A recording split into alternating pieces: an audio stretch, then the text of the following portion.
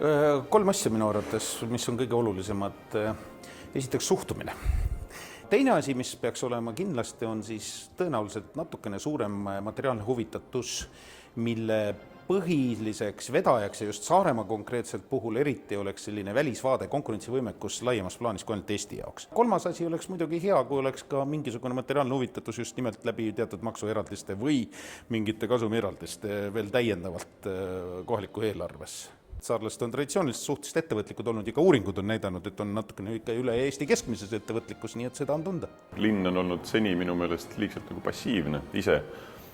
Et mida mina näen teistmoodi on kindlasti see, et ka linnapea rollis kui ka linnavalitsuse rollis me peaks olema nagu oluliselt proaktiivsemad.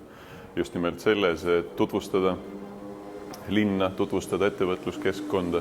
Mina ei vaataks ainult Eestit sugugi sellena, et kust leida ettevõtjaid, et me elame väga rahvusvahelises maailmas ja ma arvan kindlasti me ei peaks mõtlema ka ainult lähiriikide peale, vaid mõtlema palju julgemalt, et mõtlema Euroopa teiste riikide peale, mine tea, võib-olla ka Aasia ja kõige selle peale. Et ma arvan, et pigem on sellist vaja tihedamat koostööd just haridusvallas, et see on see, millest ma arvan, et kindlasti jääb täna vajaka ja vajaka jääb selle ka samamoodi jällegi ettevõtjate poolt võib-olla ka sisendi andmisel just haridusasutustesse, kuidas, mida me täpselt tahame, kuidas me peaksime arenema, mis võiksid olla järgmised tuleviku suunad, et just koolitada sobilikku siis tööjõudu.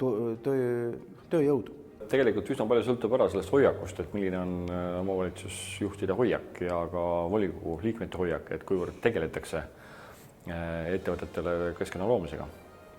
Ja tuleb nagu kiita saarlasi jällegi, et siin on suuretud linna poolt planeeringutega anda siin ju see spa